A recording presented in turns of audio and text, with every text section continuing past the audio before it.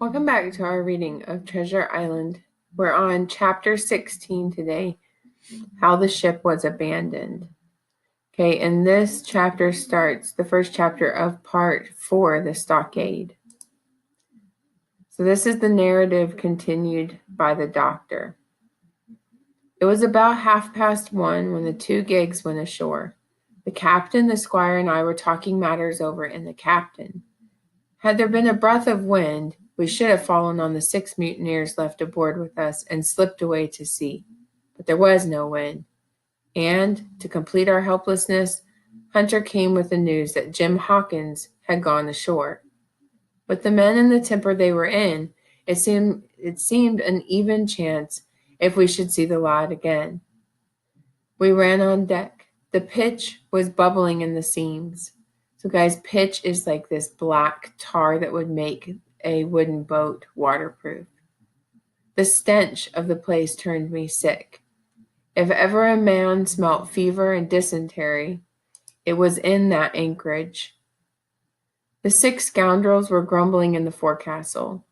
Ashore we could see the gigs made fast, and a man sitting in each. Waiting was a strain, and it was decided that Hunter and I should go ashore with the jolly boat. We pulled straight in the direction of the stockade upon the chart. The 2 who were left guarding their boats seemed in a bustle at our appearance. I could see the pair discussing what they ought to do. Had they told Silver, all might have turned out differently. But they decided to sit quietly where they were. And a jolly boat is a small open rowboat used for general purposes. There was a slight bend in the coast, and I steered so as to put it between us. Even before we landed, we had lost sight of the gigs. I jumped out and ran, a brace of pistols primed for safety. I had not gone 100 yards when I reached the stockade. This was how it was. A spring of clear water rose almost at the top of a knoll. On the knoll, enclosing the spring, they had clapped a stout log house. So a knoll is like a rounded hill. They had clapped a stout log house fit to hold 40 people in a pinch, and loopholed for musketry on every side. So there's little holes on every side of that house where they could stick their guns through. Around this they had cleared a wide space and put up a fence 6 feet high, without a door or opening, too strong to pull down and too open to shelter the attackers. The people in the log house had them in every way.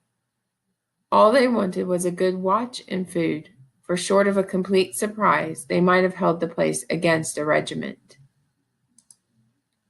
And loophole means fitted with small openings through which guns can be fired. What particularly took my fancy was the spring, for though on the Hispaniola we had plenty of arms and ammunition and things to eat and wines, there had been one thing overlooked. We had no water. I was thinking this over when there came ringing over the island the cry of a man at the point of death. I was not new to violent death. Oh, Jim Hawkins is gone, was my first thought. With no time to lose, I made up my mind instantly and jumped on board the jolly boat. Hunter pulled a good oar, and we were soon aboard the schooner. I found them all shaken, as was natural. The squire was sitting down, as white as a sheet, thinking of the harm that he had led us to, and one of the 6 forecastle hands was little better. "There's a man," says Captain Smollett, nodding towards him, "new to his work. He nearly fainted when he heard the cry. Another touch of the rudder and he'll join us." I told my plan to the captain, and we settled on the details of its accomplishment. Now remember, guys, this is the doctor talking. We put old Redruth in the gallery between the cabin and the forecastle, with 3 loaded muskets and a mattress for protection. Hunter brought the boat round under the stern, and Joyce and I loaded her with powder, muskets, bags of biscuits, kegs of pork, a cask of cognac, and my medicine chest. So cognac would have been an alcoholic drink. In the meantime, the captain hailed the coxswain, who was the principal man aboard. "Mr. Hands," he said, If any one of your 6 makes a signal, that man's dead." They were taken aback, and after a little consultation, all tumbled down the companion, thinking to take us from the rear. But when they saw Redruth waiting for them, they went about at once, and a head popped out again on deck. "Down, dog!" cried the captain. The head popped back again, and we heard no more from these faint-hearted seamen.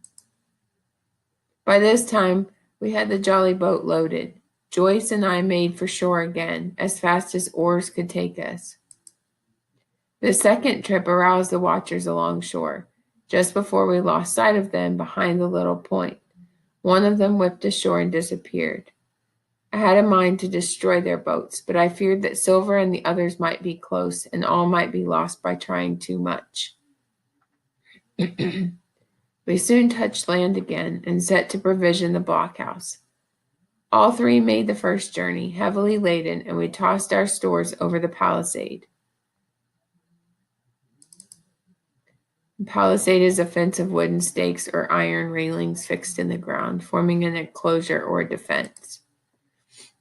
Leaving Joyce to guard them, one man, but with half a dozen muskets, Hunter and I returned to the jolly boat and loaded ourselves once more. We proceeded till the whole cargo was stowed. Then the men took up their position in the blockhouse, and I sculled back to the Hispaniola. That we should have risked a second boatload seems more daring than it really was. They had the advantage of numbers, but we had the advantage of arms. Not one of the men ashore had a musket. The squire was waiting for me in the stern window. We made the rope fast, and we loaded the boat for our very lives. Pork, powder, and biscuit was the cargo, with only a musket and a cutlass apiece for the squire and me, and Redruth and the captain. The rest of the arms and powder we dropped overboard. We could see the bright steel shining far below on the clean sandy bottom. So that means they threw out all the guns, weaponry, bullets, all of that went to the bottom of the sea. Redruth dropped into the boat, which we then brought around to Captain Smollett. "Now, men," said he, "do you hear me?" There was no answer from the forecastle. "It's to you, Abraham Gray, I am speaking." Still no reply. "Gray," resumed Mr. Smollett, "a little louder. I am leaving this ship, and I order you to follow your captain. I know you are a good man at bottom, and I dare say not one of the lot of you is as bad as he makes out. I give you 30 seconds to join me. Come, I'm risking my life and the lives of these good gentlemen, every second." There was a scuffle, and out burst Abraham Gray with a knife cut on his cheek. "I'm with you, sir," said he, and the next moment he and the captain had dropped aboard, and we had shoved off. Okay, we're going to stop there. The next chapter will be the jolly boat's last trip.